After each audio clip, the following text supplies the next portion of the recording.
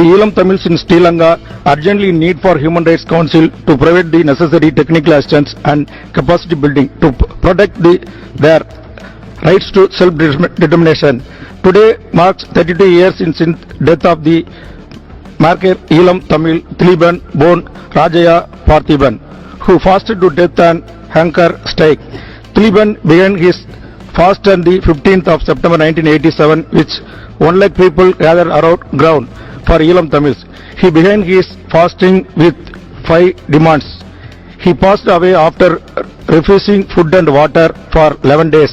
32 years on, Elam Tamils continue to call for the demands made by Thiliban.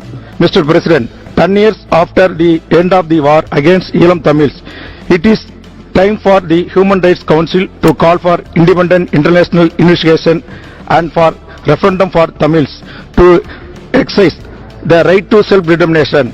This referendum must be monitored by the UN and singular military must be removed from north and east before the referendum. This is need to end of the genocide against Elam Tamils in north and east of Sri Lanka.